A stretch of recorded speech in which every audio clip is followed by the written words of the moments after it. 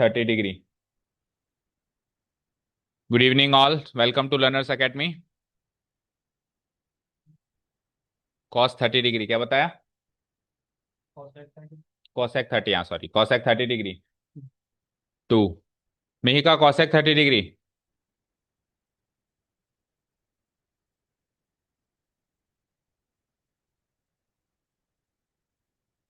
√3/2। और sign 30 degree.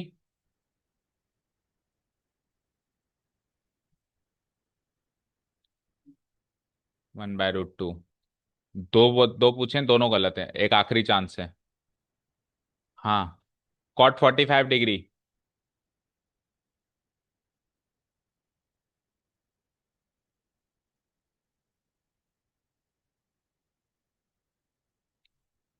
किसने दिखाया? खड़े हो जाओ जिसने दिखाया यहाँ से। ये नोटबुक्स कौन खोल के बैठे? नहीं, खोल के क्यों बैठे हो? हम्म। हाँ चलो, एक लास्ट चांस है। Do or die. What is the value of, एक ही बार में आंसर चाहिए मुझे। Sec 60 degree.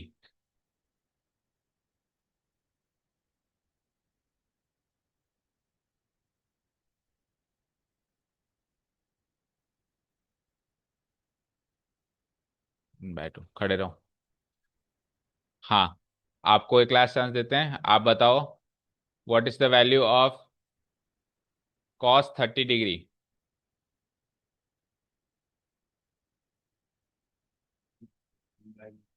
1/√2, खड़े रहो। सक्षम, लास्ट चांस टू यू। आप। हाँ। नहीं, ये नहीं बताना। वो तो सोच लिया ना आपने, इतनी देर में तो सोच ही लेते हो।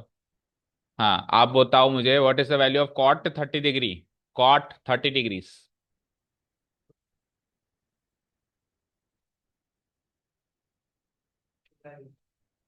Cot 30 degree 2/√3। आप भी खड़े रहो, तीनों खड़े रहो आज पूरी क्लास में। चलो, लेट्स स्टार्ट अवर क्लास। ये लाइट जला लो पीछे वाली। एक काम करो, ट्यूबलाइट के अलावा बाकी लाइट चला लो, तो उससे भी पता चल जाएगा कि लाइट आ रही है कि नहीं आ रही। हाँ ठीक है। हाँ, तो एक्सरसाइज नंबर 8.2।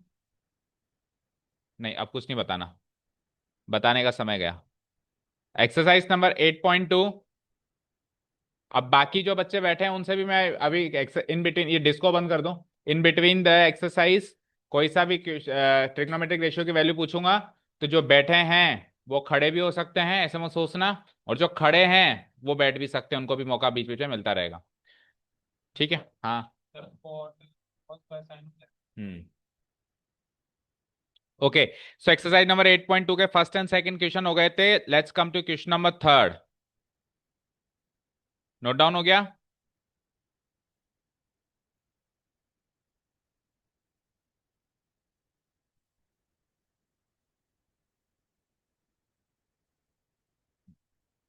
भाई ऐसी जगह खड़े हो कि इनको दिखे, मैनेज करो। वहां जाके खड़े हो, गेट के बगल में। गेट के बगल में खड़े हो जाओ और वहां पे रख दो नोटबुक। वो है ना काउंटर, हाँ। बस हाँ, यहाँ खड़े खड़े करो। दोनों को तो जाने की जरूरत नहीं है ना, एक जना तो यहीं कॉर्नर पे आ जाएगा ना बेंच के। हाँ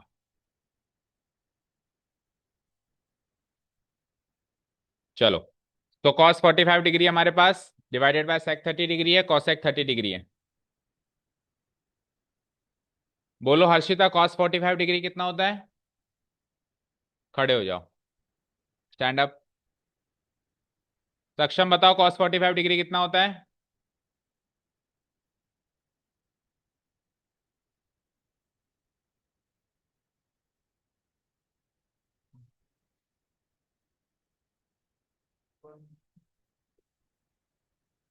खड़े रहो, 1/√2 होता है।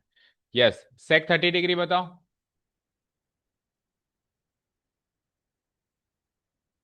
मोनिका बताओ, सेक 30 डिग्री।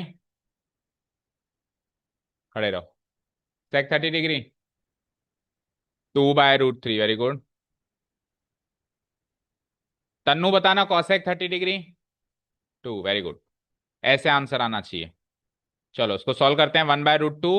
अब देखो, इनकी वैल्यूज याद होने के बाद अगला चैलेंज ये होगा, जैसे cos 45 डिग्री की वैल्यू ये याद हो गई, sec 30 डिग्री की वैल्यू ये याद हो गई, और cosec 30 डिग्री की वैल्यू याद होगी। तो वैल्यू याद करने के बाद अगला चैलेंज क्या होगा, इनको सिंप्लीफाई करना, क्योंकि इनको सिंप्लीफाई करना भी इतना आसान नहीं होगा ये वैल्यूज के साथ।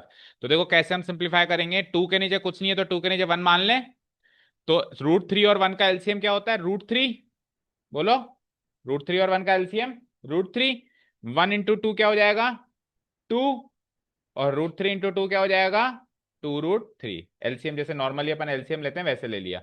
अब इतना करने के बाद सारे बच्चे स्क्रीन पे देखो, कई बच्चों को अभी भी कंफ्यूजन रहता है कि इसके बाद क्या करते हैं, कई बच्चे पूछते रहते हैं कि सर ये कैसे किया वो कैसे किया। तो एक ही बार में समझो सारी चीजें।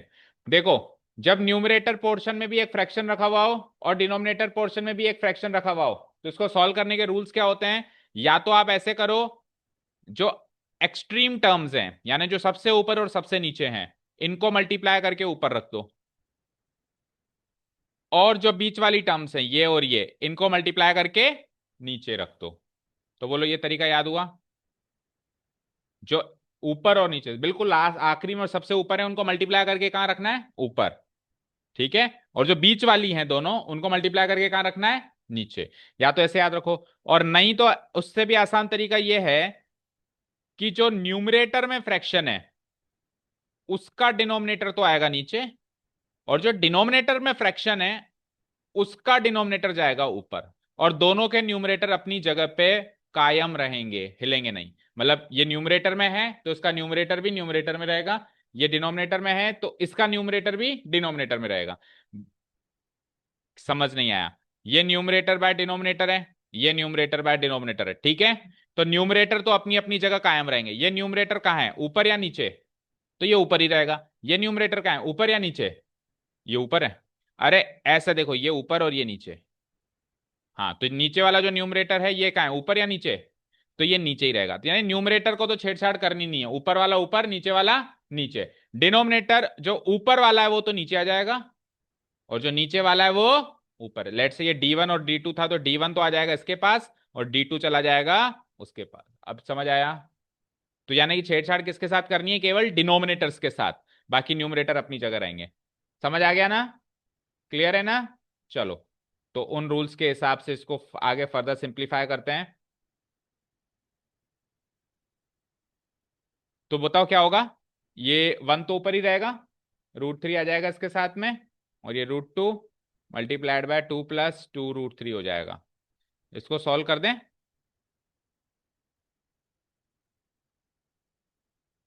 तो ये हो जाता है √3 × 1, यहां पे लिखता हूं √3 × 1 √3, √2 × 2 कितना होता है, 2√2, और √2 × 2√3 कितना होता है, बोलो सक्षम, √2 × 2√3 कितना होता है,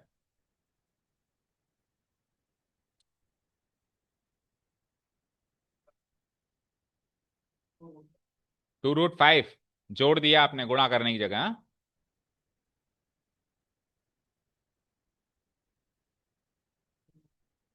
2√6। जो बाहर वाला है वो बाहर रहेगा, जो अंदर वाला है वो अंदर रहेगा।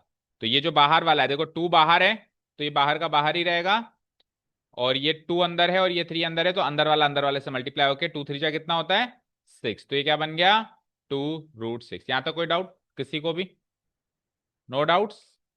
अब वैसे तो ये आंसर आ चुका है, बट आप अगर इसका आंसर की से आंसर देखेंगे तो ये आंसर आपको नहीं दिखाई देगा।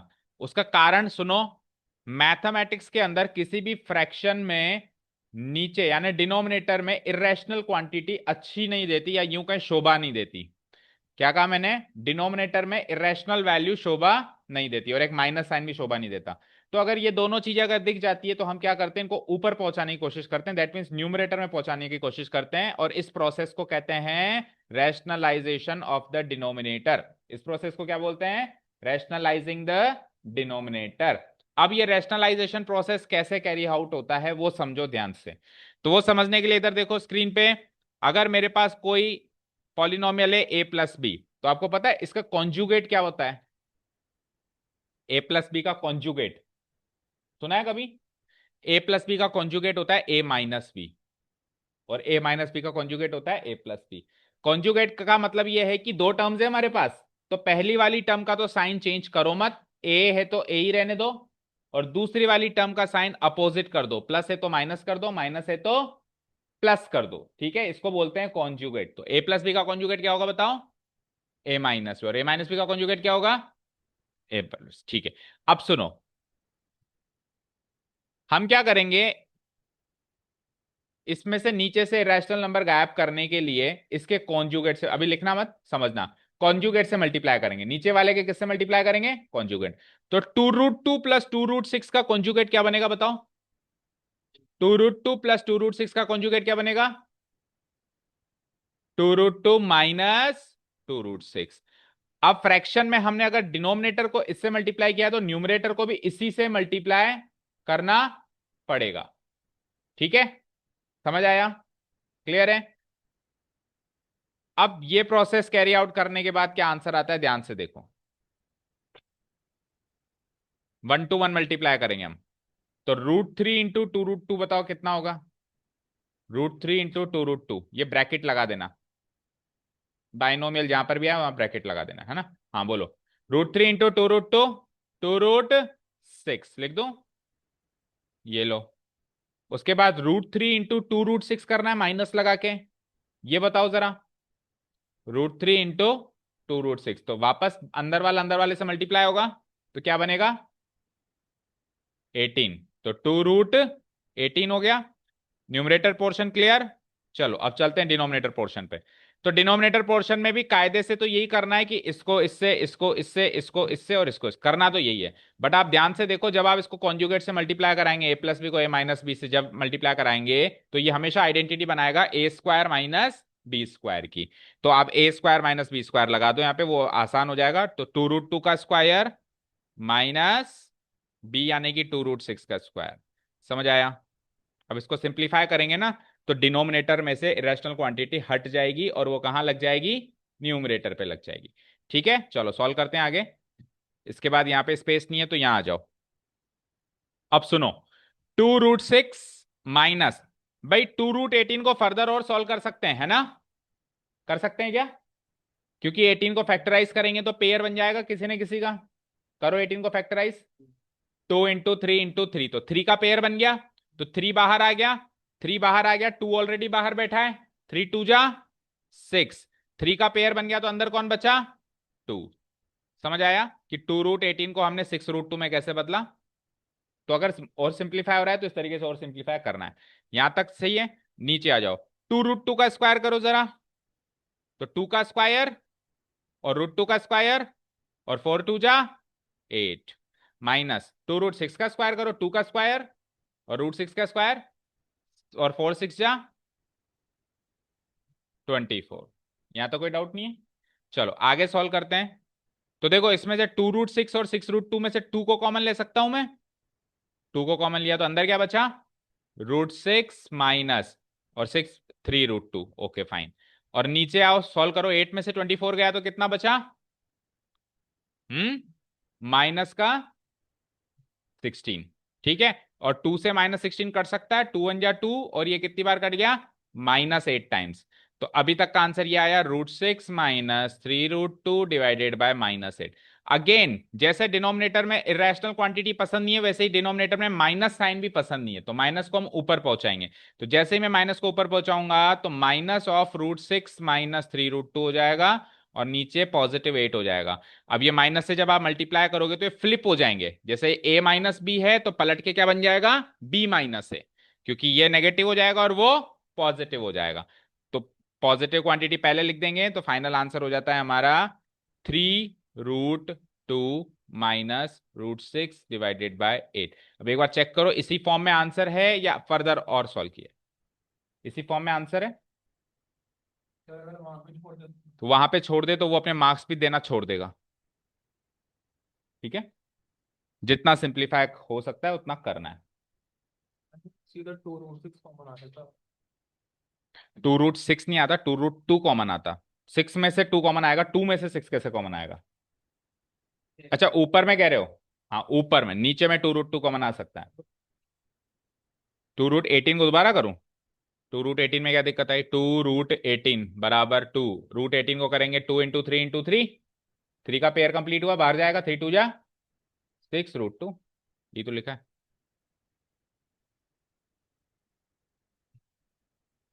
तो आपने नोटिस किया यहाँ पे क्या चीज नोटिस करी कि ट्रिग्नोमेट्रिक रेशियोज को लिखने का काम तो शुरू के 10 सेकंड में ही हो गया। एक, दो, और ये तीन, 3 सेकंड में हो गया, बशर्ते वो याद होने चाहिए आपको। उसके बाद जो ये प्रोसेस है, ये आपका सिंप्लीफिकेशन पार्ट है जो आपको आना ही चाहिए। ये कोई भी सिखा नहीं सकता है क्लास 10th में। नहीं आता तो उस पर काम करो, क्वेश्चन सॉल्व करो, डाउट्स हैं पूछो, बट आपको खुद को ही सीखना पड़ेगा।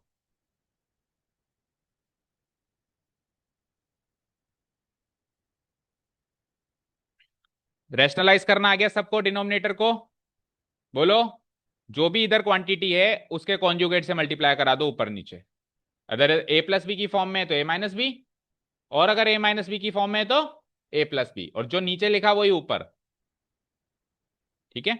अब आप देखो डिनोमिनेटर 8 है, तो 8 रैशनल है ना या इरेशनल है? बताओ। 8 क्या है?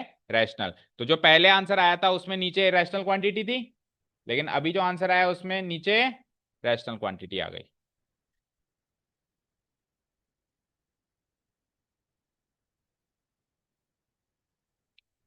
चलो let's go to the next question.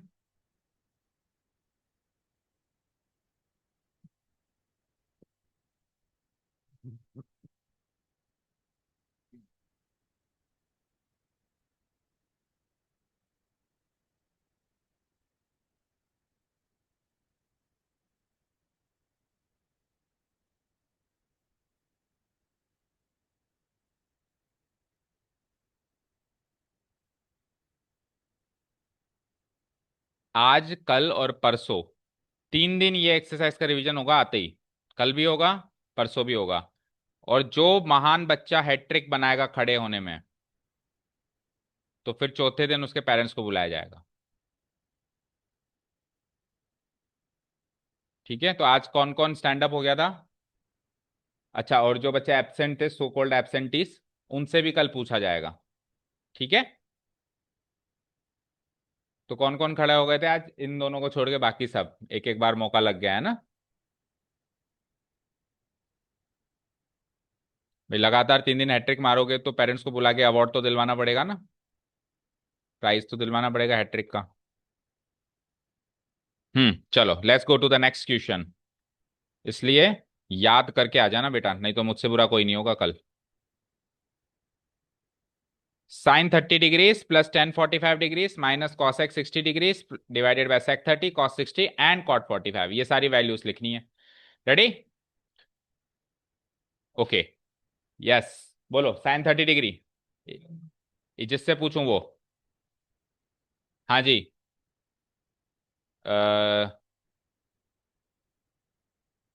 बोलो तन्नू, tan 45 डिग्री 1। हाँ, कॉसेक 60 डिग्री।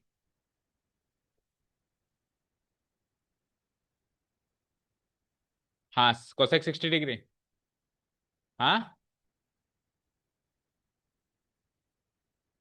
पहले किसने बोला था? डिसाइड करो दोनों में से। बैठो। 2/√3। ओके। हाँ, अब आप बोलो। नहीं, आपने आप बोलो मोनिका, सेक 30 डिग्री। सेक 30 डिग्री भी 2/√3। हाँ प्रिंस, कॉस 60।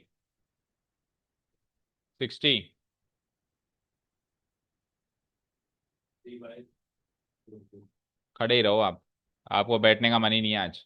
हाँ आप बोलो कॉस 60√3/2, आप भी खड़े ही रहो।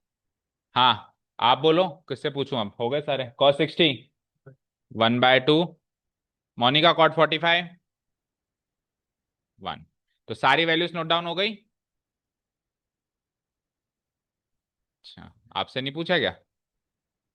कोई बात नहीं, मैं पूछ तो रहा था, अभी सबसे पूछ लिया तो आपने जवाब क्यों नहीं दिया? कोई बात नहीं, एक क्वेश्चन तक वेट करो अब। हाँ जी चलो, अब देखो इधर देखो, 1 के नीचे कुछ नहीं है तो 1 लगा दो। सबको फ्रैक्शन फॉर्म में लेके आओ। 1 के नीचे कुछ नहीं है, 1 लगा दो। 1 के नीचे इधर भी कुछ नहीं है, 1 लगा दो। तो जो न्यूमरेटर है, उस न्यूमरेटर में भी 3 फ्रैक्शन है और डिनोमिनेटर में भी 3 फ्रैक्शन है। तो न्यूमरेटर के जो 3 फ्रैक्शन है उसके 3 डिनोमिनेटर्स क्या है? 2 1 √3, और इधर भी √3 2 1। तो ऊपर में भी एलसीएम लेना है और नीचे में भी एलसीएम लेना है। तो आप बताओ हर्षिता, 2 उधर देखो स्क्रीन पे, 2, 1 और √3 का एलसीएम क्या होता है? क्या होता है? 2√3। बैठो। तो 2√3 एलसीएम हो गया, ऊपर में भी और नीचे में भी यही सेम क्वांटिटीज हैं शायद हमारे पास, है ना? तो नीचे में भी वही 2√3 एलसीएम आ जाएगा। आ जाएगा। अब इसको सॉल्व कैसे करें? आता है सबको? बोलो मिहिका। कैसे सॉल्व करें? इसके न्यूमरेटर पोर्शन और इसके न्यूमरेटर पोर्शन कैसे लिखेंगे? एलसीएम लेने के बाद का प्रोसेस पता है? हम्म। नहीं पता? पता है। तो जैसे यहां पे लिखना है तो यहां क्या आएगा बताओ? √3 आया कैसे वो भी बताओ?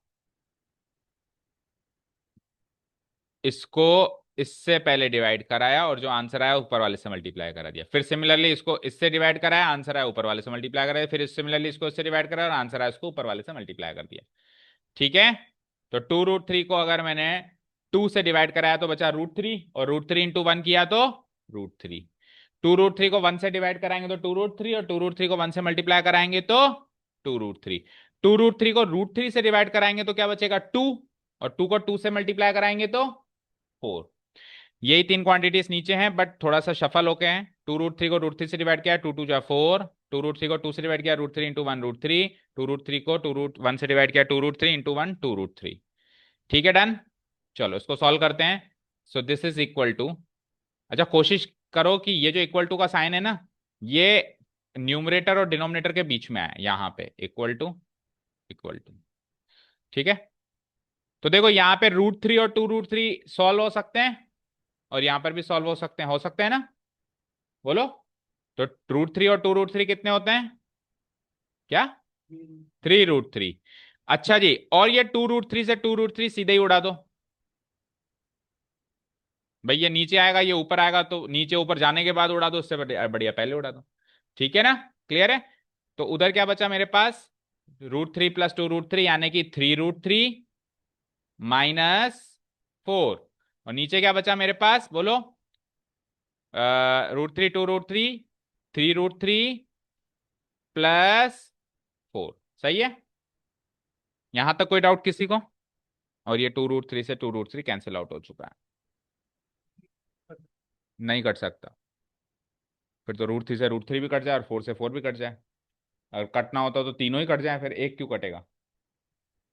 अ- अगर बीच में मल्टीप्लाई होता तो सब कट जाते, ये खत्म ही हो जाता मामला। लेकिन कुछ नहीं कर सकता। हाँ। यहां तो कोई डाउट नहीं ना किसी को? अब शुरू करें वही प्रोसेस, क्या बोलते हैं उसको? Rationalisation of the denominator. तो अभी किस फॉर्म में? ये a+b की फॉर्म में। तो इसके कॉन्जुगेट से मल्टीप्लाई कराओ। 3√3 + 4 का कॉन्जुगेट क्या होता है? 3√3 + 4 का कॉन्जुगेट 3√3 -4, नीचे भी और ऊपर भी। अब 1 to 1 मल्टीप्लाई कराना शुरू करना है आपको।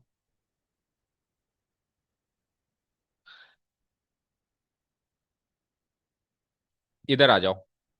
देखो न्यूमरेटर में भी आपको, देखो स्क्रीन पे देखो, न्यूमरेटर में भी आपको 1 to 1 सबसे मल्टीप्लाई कराना है, और डिनोमिनेटर में भी आपको 1 to 1 सबसे मल्टीप्लाई कराना है। करना तो एक्चुअली ये है, बट आप देखो आपकी किस्मत अच्छी है कि न्यूमरेटर डिनोमिनेटर में तो आइडेंटिटी बनती है, हमेशा ही बनती है, क्योंकि a+b होता है तो मैं a-b से मल्टीप्लाई कराता हूँ, a-b होता है तो मैं a+b से मल्टीप्लाई कराता हूँ। तो a+b a-b हमेशा ही a² - b² बनाएंगे। तो डिनोमिनेटर में तो हमेशा आइडेंटिटी बनेगी बनेगी, लेकिन इस बार न्यूमरेटर में भी आइडेंटिटी बन रही है, चेक करो। 3√3 -4 और 3√3 -4 सेम सेम क्वांटिटी है, तो क्या हो जाएगा? 3√3 -4 का होल स्क्वायर। a-b का होल स्क्वायर नहीं है ये?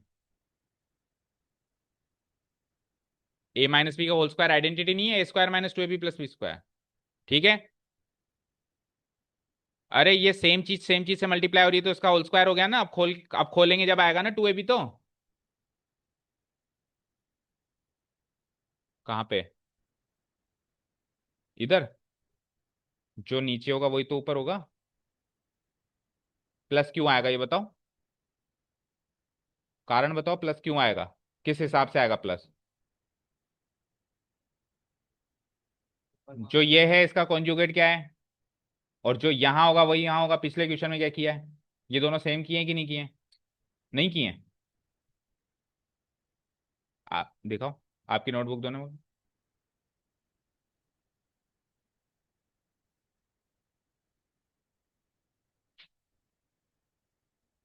फिर यहाँ पे आपने ये माइनस कैसे लिखा, इधर तो प्लस था। तो क्या आएगा? अच्छा, फिर सोल्व करेंगे तो बीच में माइनस, प्लस का साइन माइनस बन जाएगा। √3 × 2√2 √6, √3 × 2 √6, जो भी किया आपने 2 √18, तो ये माइनस साइन कैसे आएगा, इधर प्लस था तो, क्योंकि इधर प्लस था ही नहीं, इधर माइनस था। जो नीचे आएगा वही ऊपर आएगा। ठीक है। और नीचे में कौन सी आइडेंटिटी लग जाएगी, a+b × a−b, यानी a² - b²। चलो सॉल्व करो। a - b का होल स्क्वायर क्या होता है,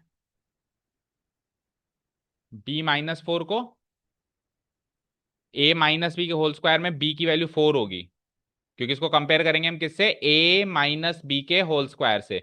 तो a तो बनेगा 3√3, माइनस से माइनस कंपेयर हो गया, तो b की वैल्यू +4 आएगी। ठीक है। हाँ जी, a - b का होल स्क्वायर क्या होता है हर्षिता, a - b का होल स्क्वायर।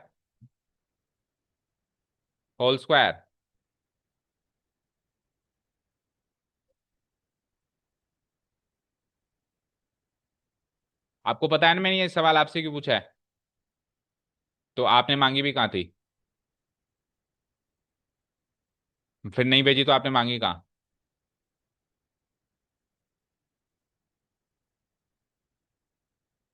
आगे।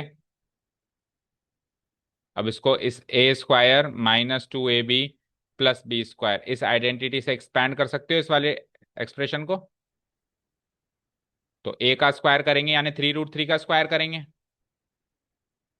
फिर है -2ab, तो 2 × a की वैल्यू क्या है और b की वैल्यू क्या है 4, ये हो गया 2ab, प्लस b का स्क्वायर करेंगे, b की वैल्यू यानी कि 4 का स्क्वायर करेंगे। हो गई एक्सपेंड, a² - 2ab + b² से। नीचे क्या है, 3√3 का स्क्वायर -4, 3√3 का स्क्वायर करो, 3 का स्क्वायर इज, और √3 का स्क्वायर, और 9 3 जा 24, और 4 का स्क्वायर 16। हाँ, चलो ऊपर में भी सॉल्व करो। 3√3 का स्क्वायर अभी अभी सॉल्व किया था आपने, 27 आया था। इसको सॉल्व करेंगे तो देखो, बाहर वालों से मल्टीप्लाई करो, 2 3 जा 6, 6 4 जा 24, और अंदर रूट में कौन बैठा है, 3 बैठा है, और 4 का स्क्वायर इज 16। नीचे 27 में से 16 घटा दो जरा, 4 कितना बचा, 7 और 6 11, 11 बच गया क्या। हम्म। ठीक है। ऊपर में आ जाओ, 27 और 16 को सॉल्व करो, 27 + 16 करना है, तो 27 और 16 जोड़ेंगे तो 7 और 6 13, 43 हो गया ये, माइनस का 24√3 डिवाइडेड बाय 11, फाइनल आंसर। हाँ बताओ क्या डाउट है, 27 और 16 जोड़ना बताऊं, इससे ऊपर ये 2 3 जा 6 4 जा, आया, √3 अपनी जगह कायम। बाहर वाले से मल्टीप्लाई, अंदर अंदर कोई रूट में होता तो अंदर वाला अंदर वाले से होता, पर अंदर रूट में केवल एक ही क्वांटिटी है। आंसर मैच कर लेना प्लीज, आंसर की मैच हो गया।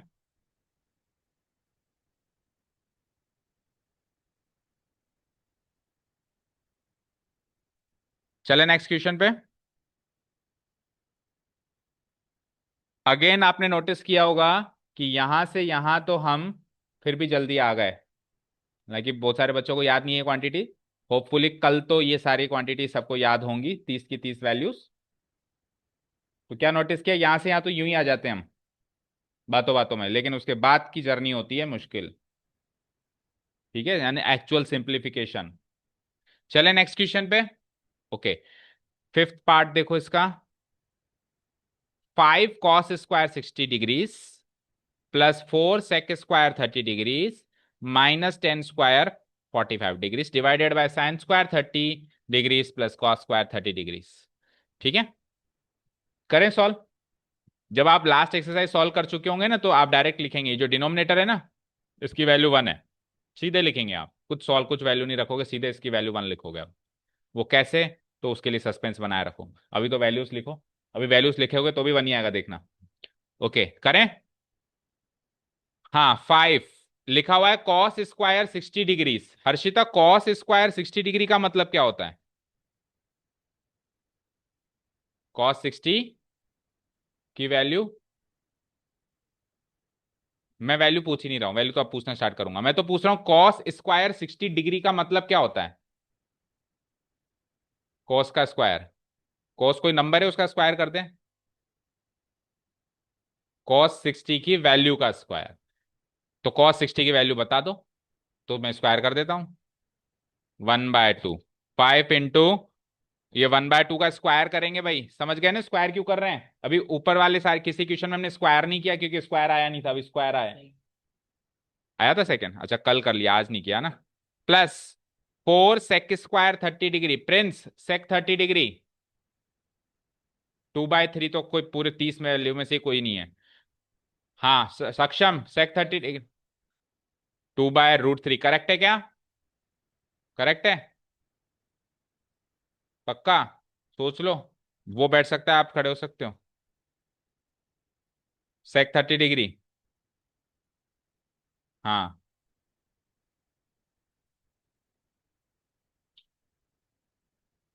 आपकी पनिशमेंट चेंज हो सकती है, बैठो। लेकिन स्क्वायर भी लगा हुआ है, तो 2/√3 का स्क्वायर। अगर स्क्वायर नहीं लगा हुआ होता तो हम भी स्क्वायर नहीं करते।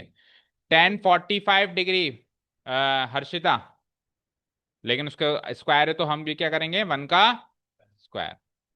चलो जी नीचे आओ। sin² 30, हाँ भाई sin 30, लेकिन स्क्वायर है ना, तो 1/2 का होल स्क्वायर। मोनिका cos 30, और उसका स्क्वायर कर देंगे। करें आगे सॉल्व। अब सबके होल स्क्वायर्स करो। तो 1/2 का स्क्वायर क्या होता है बोलो। अब स्क्वायर करना भी सिखाऊं। 1/4, और 1/4 को फिर 5 से मल्टीप्लाई भी करना है, तो क्या बनेगा। 1/4 को 5 से मल्टीप्लाई कराएंगे तो क्या बनेगा, 5/4।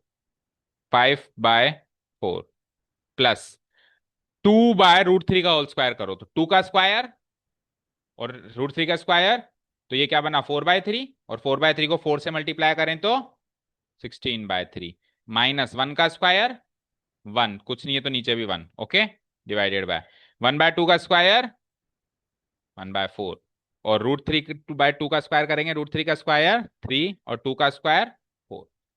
करें सॉल्व। तो ऊपर में देखो 4, 3 और 1 का एलसीएम 12 आ जाएगा। एलसीएम लेने के बाद आ जाओ। सो 12/4 3, और 3 5 जा 15, फिर 12/3 4, और 4 इंटू 16, 16 4 जा 64, 12/1 12, 12 1 जा 12, और डिनोमिनेटर में आइए जरा। डिनोमिनेटर में 4 एंड 4 एलसीएम, और 1 + 3 कितना होता है 4, तो 4/4 कितना हुआ 1 हुआ। बोला था ना मैंने डिनोमिनेटर में बनाएगा। 4/4 1 बन गया, ठीक है। तो क्या हुआ ये, 15 + 64 - 12 करो कितना होता है। 64 69 79, 79 में से 12 गए तो 69 67, 67/12 आंसर। सर 1/2 का अपन स्क्वायर करते हैं तो सर वैल्यू तो पढ़नी ही चाहिए। प्रॉपर फ्रैक्शन की अगर हम स्क्वायर करेंगे तो वैल्यू घटेगी। तभी तो दो तरह के फ्रैक्शन सिखाए थे, प्रॉपर और इम्प्रॉपर। प्रॉपर फ्रैक्शन के जब हम स्क्वायर या प्रॉपर फ्रैक्शन की कोई भी पावर बढ़ाएंगे, स्क्वायर क्यूब पावर 4 पावर 5, तो उसकी वैल्यू घटती जाएगी। और इम्प्रॉपर फ्रैक्शन का जब अपन पावर बढ़ाएंगे तो उसकी वैल्यू बढ़ती जाएगी। अब जिसको ये नहीं पता प्रॉपर इम्प्रॉपर फ्रैक्शन क्या होते हैं, या उसको यही नहीं पता फ्रैक्शन भी दो प्रकार के होते हैं, तो उसको ये कंफ्यूजन लगा रहेगा। प्रॉपर फ्रैक्शन क्या होता है, जिसमें न्यूमरेटर छोटा डिनोमिनेटर बड़ा, जिसकी वैल्यू 0 और 1 के बीच में लाया करती है। जैसे 0.1 0.2 ऐसे करके 0.9 0.99 तक, ये सारे प्रॉपर फ्रैक्शन है। इनका स्क्वायर करेंगे ना तो वैल्यू बढ़ेगी नहीं घटेगी। जैसे 0.2 का स्क्वायर करो 0.4, 0. तो 0.2 बढ़ा है या 0.04 बढ़ा है, 2 बढ़ा है, तो स्क्वायर करने के बाद वैल्यू घट गई ना उल्टा।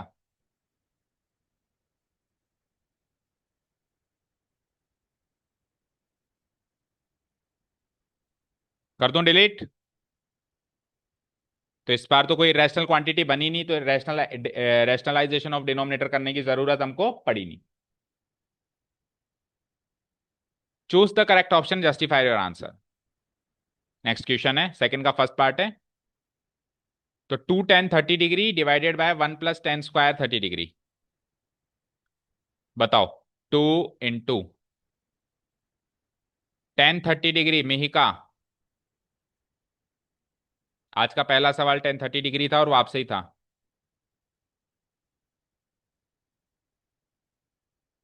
अब आखिरी के 10 मिनट भी खड़े ही रहना है आपको, बैठने का मन ही नहीं है बिल्कुल भी।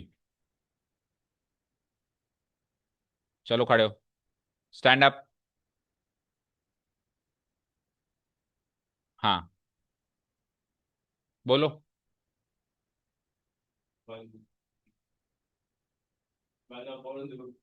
1/√3। बैठ जा आखिरी के 5 मिनट आके। हाँ, डिवाइडेड बाय 1 + tan² 30 डिग्री करेंगे तो 1/√3 का होल स्क्वायर हो जाएगा। ठीक है, सॉल्व करें अब इसको। तो 2 × 1, ये हो गया 2/√3 होल डिवाइडेड बाय 1 + 1/√3 का होल स्क्वायर करो जरा, 1/3 हो गया। तो ये हो जाएगा 2/√3 ऊपर में, डिनोमिनेटर में इसका एलसीएम हम 3 ले लेंगे। 3 एलसीएम ले लेंगे तो 3 × 1 3 + 1, तो ये हो जाता है 2/√3 ऊपर में रहेगा ही रहेगा। 3 + 1 क्या होता है? 4/3। तो 2 × 3 तो चले जाएंगे ऊपर और √3 × 4 आ जाएंगे नीचे। काटो अगर कुछ कट रहा है तो। देखो, 2 से 1, 2 से 2, ये डिनोमिनेटर्स है ना, ये डिनोमिनेटर है, न्यूमरेटर है। तो ये डिनोमिनेटर नीचे आएगा, इसका डिनोमिनेटर ऊपर जाएगा। केवल डिनोमिनेटर ही अपनी जगह छोड़ते हैं, न्यूमरेटर अपनी जगह कायम रहते हैं। 2 कल भी ऊपर था तो आज भी ऊपर है, 4 कल भी नीचे था तो आज भी नीचे है। न्यूमरेटर अपनी जगह नहीं छोड़ेंगे, कौन छोड़ेगा अपनी जगह? डिनोमिनेटर। ऊपर वाले का डिनोमिनेटर नीचे आएगा और नीचे वाले का डिनोमिनेटर ऊपर जाएगा। 2 से 1, 2 से 2 कटा, और √3 से 3 भी कट सकता है। √3 बन जाए √3, और 3 के अंदर 2 √3 छुपे रहते हैं, तो एक √3 कट गया तो एक √3 बच गया। तो आंसर आ गया 1 × √3 यानी √3, और नीचे क्या बचा? 2 × 1 = 2। अब √3/2 ऑप्शन में कहीं भी नहीं है। नहीं है ना? बोलो नहीं है ना? ऑप्शन में मेरे पास 4 ट्रिग्नोमेट्रिक रेशियोज हैं अगेन। तो इन चारों में से किसकी वैल्यू √3/2 होती है वो सोचनी है आपको। किसकी? साइन, कॉस, cos 30 की भी होती है, लेकिन cos 30 है ऑप्शन में? कॉस में तो 60 डिग्री ऑप्शन में नहीं होती ना उसमें। तो फिर और कौन सा है cos 60 के अलावा? बाकी कोई वैल्यू? साइन, साइन 30 या साइन 60? कुछ भी याद नहीं है मिहिका। मेरा मन ऐसा कर रहा है कि मैं 2 दिन भी वेट ना करूं, आज ही बुलाऊं आपकी मम्मा को। होपफुली आपकी मम्मा ये वीडियो देख ले कैसे भी। Sine 60 degrees, option number A. आज दिखाना आज वाली वीडियो माँ को जाती।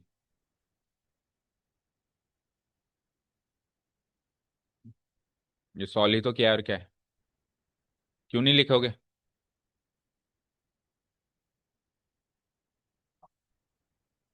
एक आखिरी सवाल और करेंगे, नेक्स्ट वाला करना शुरू करो, इसका सेकंड पार्ट,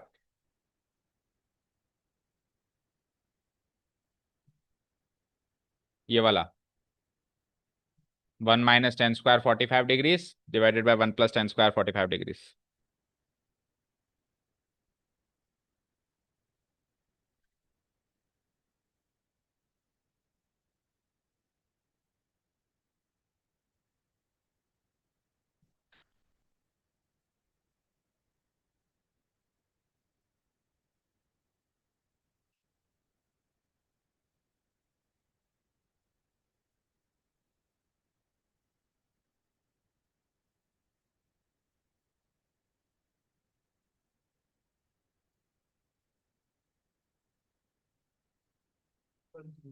हम्म, 0।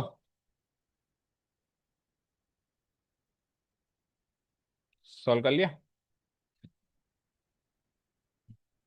तो 1 - tan² 45 डिग्रीज, 1 - tan 45 की वैल्यू 1 ही होती है, तो 1 का स्क्वायर, और नीचे 1 + tan 45 की वैल्यू अगेन 1 ही होती है, 1 का स्क्वायर, तो 1 - 1 और 1 + 1 हुआ ही है, 1 - 1 यानी 0, 1 + 1 यानी 2, 0 डिवाइडेड बाई 2 यानी कि 0।